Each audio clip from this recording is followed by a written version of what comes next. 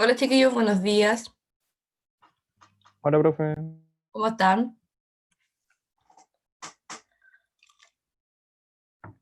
¿Están durmiendo todavía, parece? Por aquí Hola, por el profe. chat. No, ¿cómo se le Hola, hola. ocurre? Por aquí por el chat me preguntaba si es que había quiz. Sí. Acuérdense que lo corrimos a esta semana. Supuestamente era la semana pasada, pero no lo hicimos. Así que va ahora, son 5 preguntas. Pero hoy día vamos a ver otra cosa que no entra en este quiz, por si acaso. Por aquí dice, hoy día tenemos prueba de biología. Ya, pero es un control que dice hace harto rato. Son 5 preguntas y es ahora, o sea, al terminar la clase. No es en la tarde, dura 20 minutos. Es súper poquito. ¿Ya? Prefiero la clase por si sale alguna duda. Yo me voy a quedar conectada. Ah, la prueba de biología es para los que no la dieron. Es con nota, es una nota acumulativa. Ya voy a hacer 2 controles. Y de esos 2 controles, obviamente va a salir un promedio, una nota, y esa nota es el 30% de la nota final. ¿Ya? Así que es un regalo anticipado a Navidad porque son súper fáciles. Ya. Vamos a ver entonces hoy día algo poco. Ya, es cortito lo que vamos a ver hoy. Cualquier cosita ahí, obviamente, me escriben o me hablan con el micrófono. Ya nosotros anteriormente vimos los orígenes de la química orgánica, de dónde venía esto, la historia que tiene con la civilización humana. Un poco ahí también vimos algunos experimentos que fueron íconos, que son íconos de la química orgánica, como por ejemplo el aislar urea. Después vimos hartas cosas sobre el petróleo, vimos el proceso de refinación, ¿cierto? En la destilación fraccionada. Vimos algunos productos de los que son los petroquímicos. Y finalmente vimos hibridación, SP1, SP2, SP3. Pero nos faltan propiedades ahora, de las cuales vamos a ver hoy día la mitad. Y la otra clase vamos a hacer la otra mitad. Y después entramos a la parte que a mí me gusta, que son los ejercicios que les contaba hace tiempo. Entonces, más o menos la parte de propiedades del carbono y de los compuestos orgánicos son cuatro grandes cosas. Lo que vamos a ver hoy va a ser el punto 1 y 2, que son las formas del carbono, es decir, cómo se presenta el carbono. Polaridad, que tiene que ver con los enlaces que hay. El punto número 3 tiene que ver con propiedades que dependen del enlace químico, por ejemplo, temperatura de ebullición y otras cosas más. Y en clasificación, ahí vienen los ejercicios que les decía la otra vez, porque también va a depender de los enlaces y otras cositas más. Entonces, el número 1, que son las formas del carbono, en sí es cómo podemos encontrar el carbono, es decir, cómo se presenta en la naturaleza. Y bueno, esto se puede encontrar de 3 formas distintas: diamante, grafito y fulenero. ¿Ya? Así se dice por si acaso, pero se escribe fulenero. Profe, una duda. Dígame. ¿Esto entra en el quiz? No. Ahí. Bueno, acá dice el grafito y el diamante se consideran formas alotrópicas del carbono. De ahí vamos a ver qué significa esa palabra. Están formados solo de átomos de carbono, nada más, puro carbono. Y la diferencia es que se enlazan de forma diferente.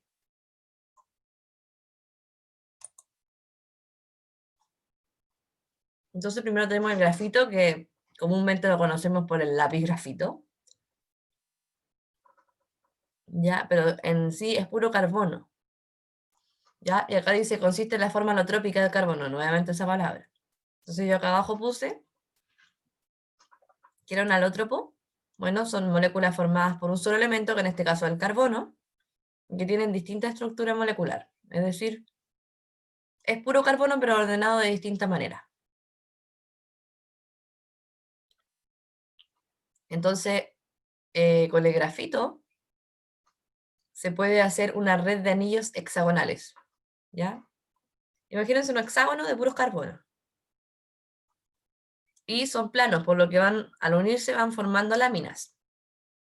Y se unen por fuerza intermolecular. ¿Qué haría algo así, por ejemplo? Ya esto mirado como desde frente, se puede decir. Y son puro hexágono, las pelotitas negras son carbono. Puro carbono, carbono, carbono. Láminas de hexágonos de carbono. Unidas con otras por fuerzas intermoleculares, que son los azules. ¿Ya? Entonces, vamos a encontrar dos tipos de grafito. El grafito hexagonal, que es el más estable, donde se unen así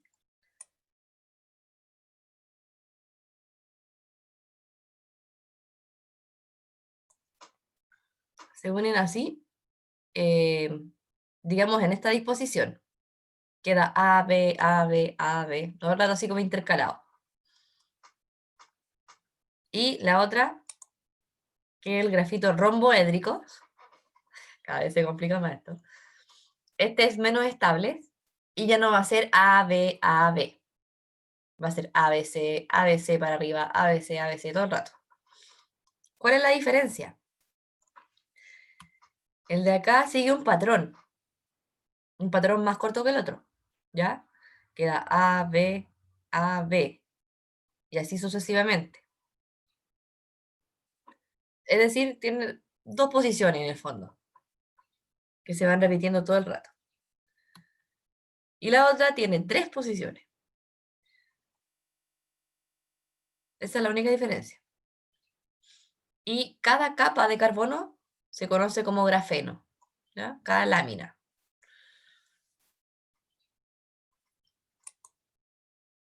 Después tenemos el diamante, que la diferencia con el diamante es que es mucho más duro y que cada átomo de carbono está unido a cuatro carbonos más.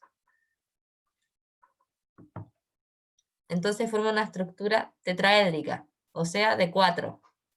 Eso significa esa palabra.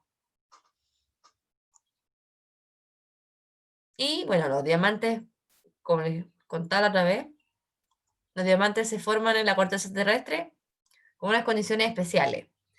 A mucha presión y temperatura hace que se vayan reordenando así los átomos de carbono. Ahora, también existe el diamante sintético, que es el que se produce en el laboratorio, pero no es lo mismo. Es decir, puede que se vea igual, pero no va a ser puro como el otro, que se originó con causas naturales. Belis. Tengo una pregunta, profe, que, por ejemplo, en el laboratorio se hace el mismo proceso para hacer el diamante que en la Tierra, en la Tierra. Sí, lo que pasa es que la diferencia es que, así como en la corteza terrestre, en las condiciones de alta presión y temperatura, esas condiciones se dan de forma natural. Por ejemplo, entre capas puede ser. Pero en la otra, tú pones ese grupo de carbono bajo esas condiciones también, alta presión y alta temperatura, pero no de forma natural, pues. Hay que ponerlo en una máquina. Esa es la diferencia. Ya, gracias. Por acá me preguntan, ¿el diamante era tetraédrico? Sí, ahí está. Ya que forma una estructura, varias estructuras de 4 carbonos y tiene una forma de un tetraedro, ¿ya? Que eso estaba en... Ah, no, no les mandé esa forma. Cuando les mande esto, les voy a mandar esa forma, es una forma geométrica.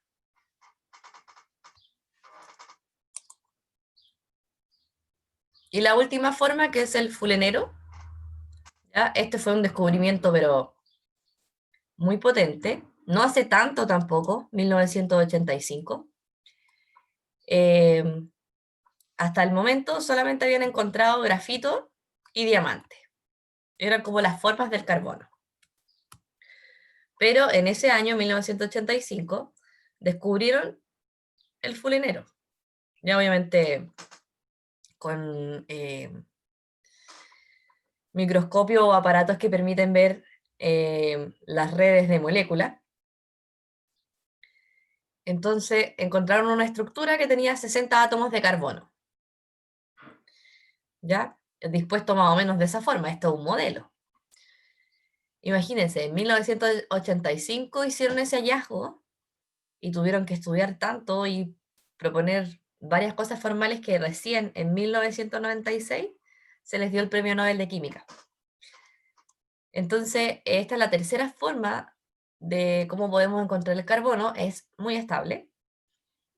Y también encontramos esto en la naturaleza. ¿Ya? Su composición es similar a la del grafeno, en cuanto como a redes, porque esto no es plano como el grafeno, que sí era plano. Entonces, pueden formar pentágonos, hexágonos y a veces heptágonos también. Entonces, el fulenero más conocido, el formado por 60 carbonos, forma 12 pentágonos, 20 hexágonos. Y por eso se le asemeja mucho a una pelota de fútbol. ¿Ya? Siempre que dicen fulenero, es como que ustedes ponen en Google fulenero y le va a aparecer una pelota de fútbol. ¿Ya? Pero eso es más o menos la historia de esta forma estable del carbono. Y obviamente son puros carbonos adentro. ¿Ya? Entonces, otra cosa asociada a esto, que en el 2010, la NASA informó que habían descubierto fulenero en el espacio, ya con un telescopio llamado Spitzer. Bueno, ustedes estaban re chiquititos, pero yo algo me acuerdo de que salió con las noticias y no sé qué.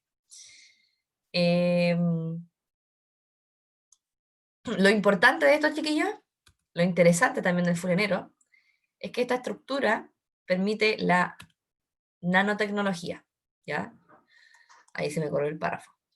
Que la nanotecnología es toda la tecnología de los teléfonos, por ahí de algunos computadores. Bueno, obviamente también se ocupa mucho en el campo de la medicina. Ya ustedes saben, lleno de maquinaria. Imagínense, va a hacer exámenes nomás. ¿Cuántos tipos de exámenes existen?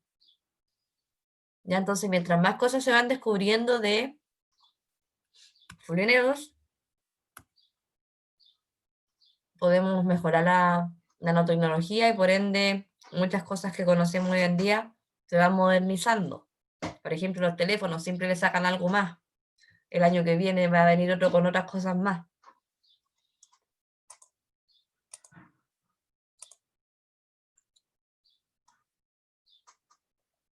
Esta tabla la saqué del libro, ¿ya? Para los que tengan el libro. Es súper buena esta tabla porque es una comparación entre compuestos orgánicos y compuestos inorgánicos. ¿Qué comparan? Bueno, fuente, que es donde se encuentra,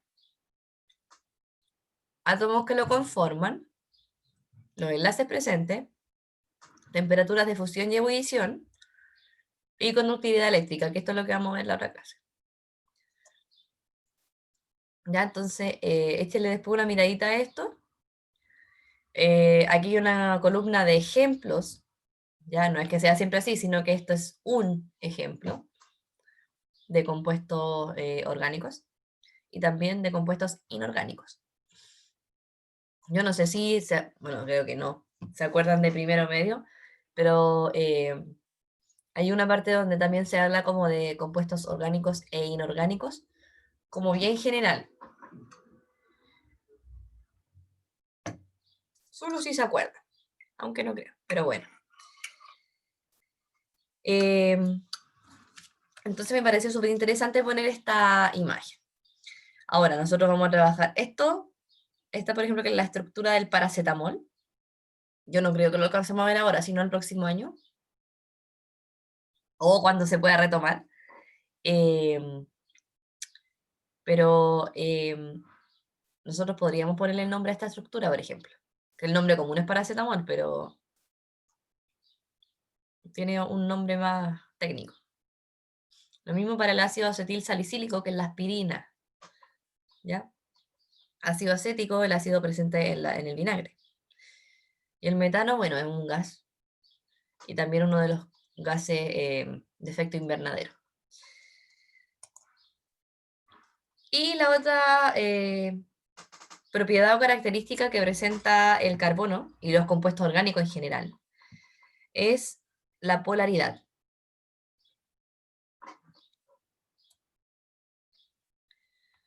Bueno, acá, chiquillo, polaridad, polos, ya traten de acordarse como de eso.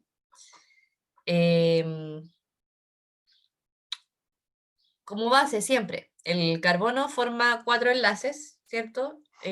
Covalentes. No sé si se acuerdan de coco, covalente comparte.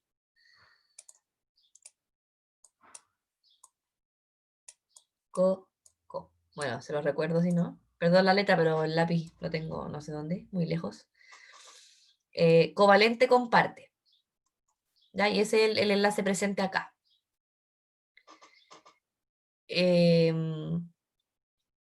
Ahora, al compartir esos electrones, imagínense una cuerda que uno pone aquí. ¿Ya? De hecho, voy a hacer el típico juego de tirar la cuerda.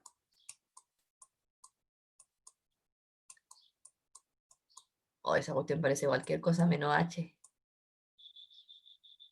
No, me quedó peor. Borrador.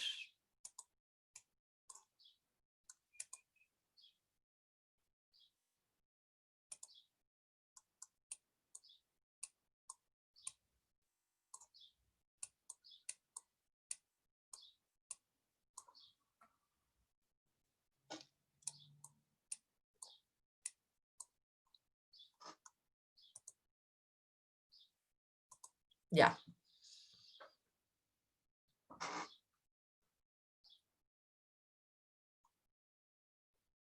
Entonces acá, imagínense tirar la cuerda. Cuando uno juega esto, siempre hay uno que va a ganar, va a terminar ganando. ¿Ya? Entonces, ¿cómo podemos asociar eso a esto? De que entre uno de los dos, la mayoría de las veces, siempre hay uno que va a traer más el enlace hacia sí, o sea, más los electrones. No sé si se acuerdan de electronegatividad, aunque sea el nombre. Que esa es una propiedad que se da cuando hay enlaces. Y en el fondo es la capacidad de los átomos de atraer los electrones hacia el mismo. Y gracias a eso existe la polaridad. Por ejemplo, aquí tenemos un enlace covalente polar y uno apolar. A simple vista, con el puro dibujo ya se ve que es distinto. Uno de los dos átomos, que son las pelotitas, tiene más electronegatividad que el otro. Lo que hace que esos electrones que estén compartiendo en el enlace los atraiga más hacia él. Mientras mayor sea la diferencia de electronegatividad, que se le conoce como momento dipolar, mayor será la polaridad del enlace. Un ejemplo, el HCl. No es orgánico, pero sirve para explicar el enlace covalente polar. El cloro es más electronegativo, Por eso que tiene una nube más grande que esta como cosa que está alrededor. Eso quiere decir de que el cloro atrae con más fuerza a los electrones que el otro. Todo lo contrario en el enlace covalente apolar.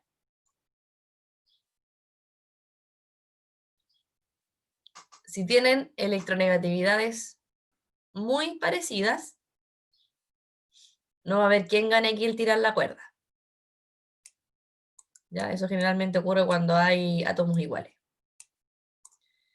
¿Ya? Comparten con la misma fuerza, como si tiraran la cuerda a la misma fuerza y ninguno de los dos gana. ¿Ya? Esas son las diferencias. Bueno, y acá, como los electrones están más para este lado, y eso se evidencia también en el tamaño de la nube electrónica, se le pone un signo negativo a un lado y el positivo al otro. Por eso es polar y hay polos, positivo y negativo. Acá no, porque están los dos distribuidos de manera más o menos equitativa y no evidencia un polo como el otro.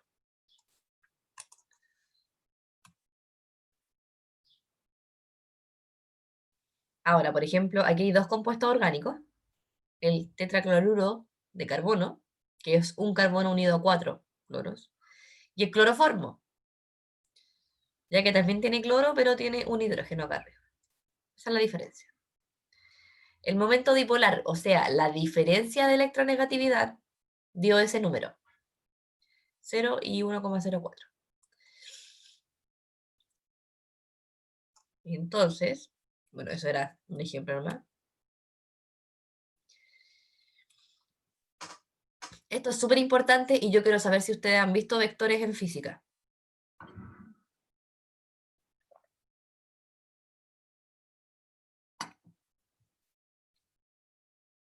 ¿Vectores en física han visto? ¿O en matemática? Sí, ya. Porque si entienden vectores, esto se les va a hacer súper fácil. Si no, hay que tener alta imaginación. ¿Por qué? Bueno, lo voy a explicar al tiro.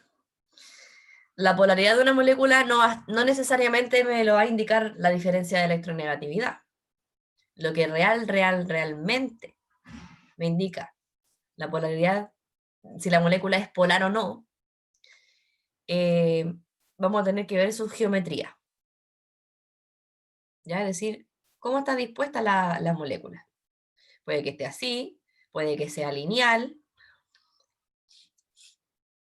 En este caso seguimos con los ejemplos anteriores que tienen más o menos una estructura bien parecida, solamente que les cambia un... Acá hay cloro y acá hay un hidrógeno. Y eso aunque ustedes encuentren una ínfima diferencia, cambia todo, hasta las propiedades. Ya entonces uno tiene que ver el enlace carbono-cloro, que se repite 4 veces acá. ¿Ya? Carbono-cloro. Presenta un alto momento dipolar, o sea, hay una gran electronegatividad. ¿Ya? Pero, y aquí ojo, súper importante. Estas flechitas, que van a representar los momentos dipolares, estas flechitas, tienen que ir en dirección hacia el más electronegativo. ¿Cómo veo el más electronegativo? Voy a hacer un dibujo súper ordinario de la tabla periódica, por si no se acuerdan de electronegatividad. Supongamos que esa es la tabla periódica. La electronegatividad aumenta en esa dirección. Ya, entonces yo tengo el cloro... A ver. Ya. Voy a tener aquí el cloro. Y el carbono está un poquito más acá. Entonces, si yo comparo esos dos, está más a la derecha el cloro, por lo tanto puedo decir que ese es más electronegativo. Entonces, todos viajan hacia el cloro, todas las flechitas. Esto se hace por enlace, ya no importa que se repitan, sean todos iguales, hay que hacerlo. Si hay 4 enlaces iguales, hay que hacer las 4 flechas. Ya, siempre hacia el más electronegativo. ¿Ya? Entonces, si uno analiza los vectores, todos van en distinta dirección, y cuando van en distinta dirección, se anulan. Por lo tanto, cuando se anula todo, podemos decir de que es una molécula polar. Perdón, apolar. Es decir, no tiene nada definido, porque se fueron los momentos dipolares para todos lados.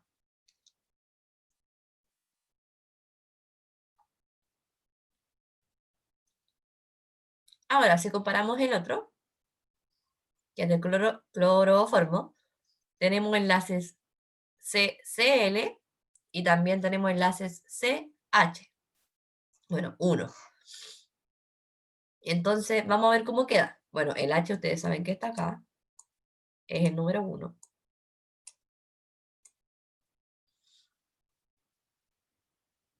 Entonces, entre el enlace CCl, las flechas van hacia el más electronegativo, que es el Cl. Y entre C y H, el más electronegativo es el C. Por lo tanto, viaja para el C. Y ahí cambia totalmente. Y si hay un momento dipolar, por lo tanto, podemos decir que es una molécula polar. Es decir, no se anulan como la anterior. Ya este vector después va para allá. Por lo tanto, sí va a haber un momento dipolar. Esto es pura práctica. Yo les voy a dejar un par de ejercicios solamente de esto.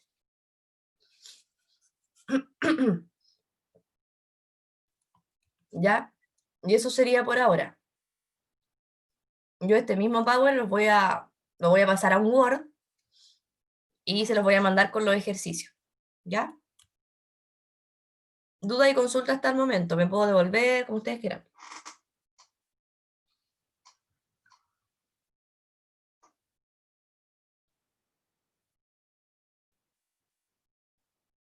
Esto entraría para el otro quiz.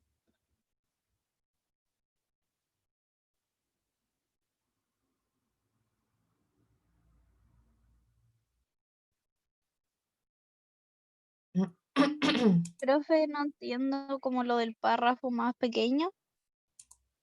¿Ya? Eh, Eso que dice permitiendo que el cloroformo sea una molécula polar. No entiendo, digamos, sí entiendo lo que pasa, pero no entiendo cómo lo permite.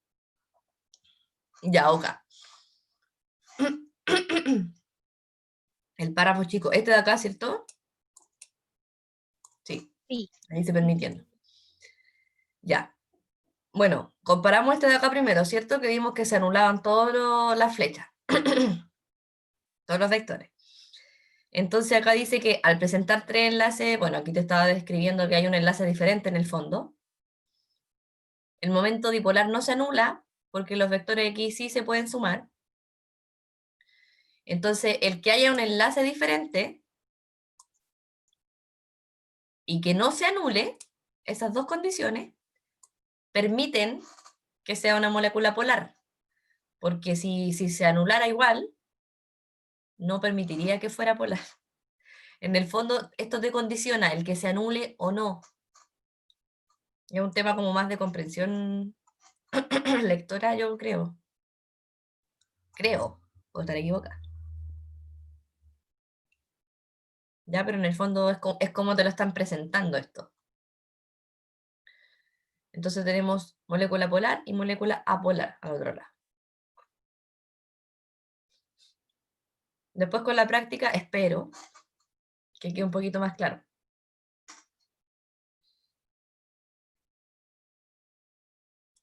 ¿Alguna otra duda?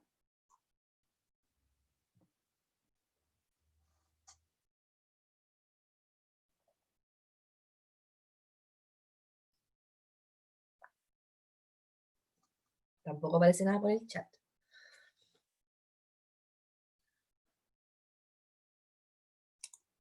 A ver, ¿cuántos tenemos conectados? ¡Oh, qué poco hoy día! 21 personas. O más o menos eso es lo que se están conectando.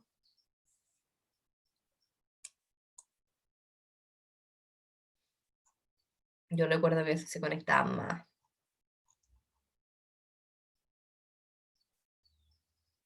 Ya, voy a abrir el quiz. Ya.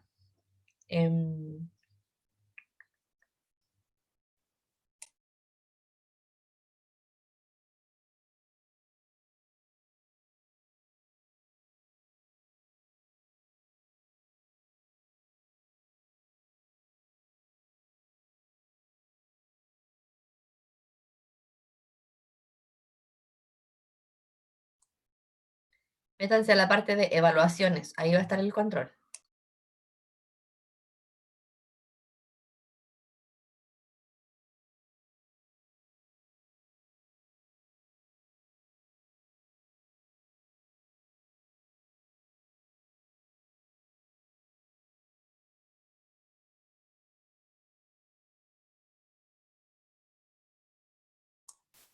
Listo, lo acabo de activar, chiquillos. ¿Qué clase tienen después? Nos toca historia. ¿Con qué profesor? El profe Con el Leo. profe Leo.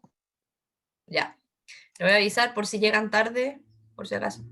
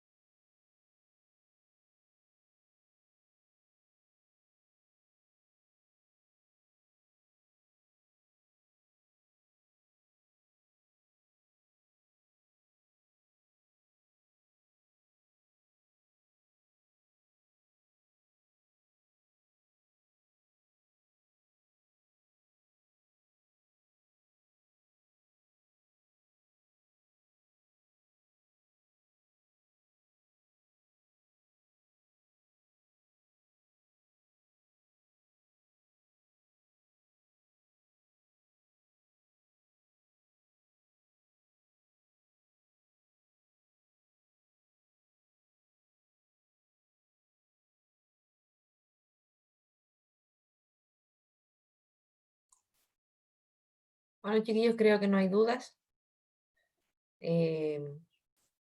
Lo que sí veo que no hay algunos que no se han conectado no se han podido meter. al control. Por ejemplo, Torres, que está aquí presente, lleva 0 preguntas de 5. No sé si llegó recién, parece, o se te haya caído el internet. Pero estamos haciendo un control en la parte del IRMI evaluaciones.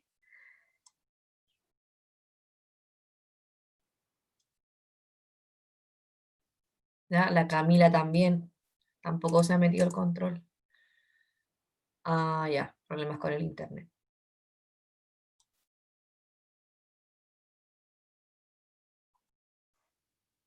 El viernes tomo de nuevo el control por si acaso, en la tarde. Igual le voy a avisar al profe Peña para que le avise a ustedes.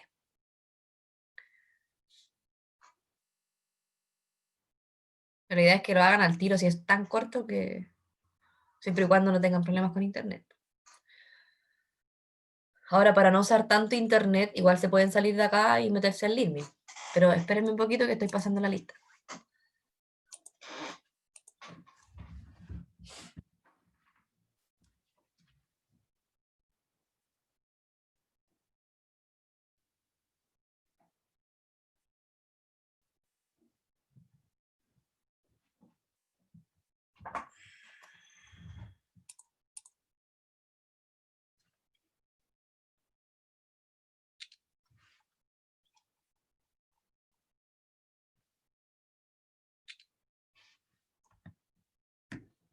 Ya, chiquillos, nos vemos la otra semana.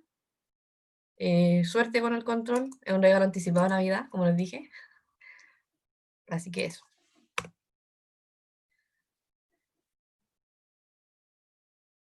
Y hay algunos que terminaron ya, bien rápidos.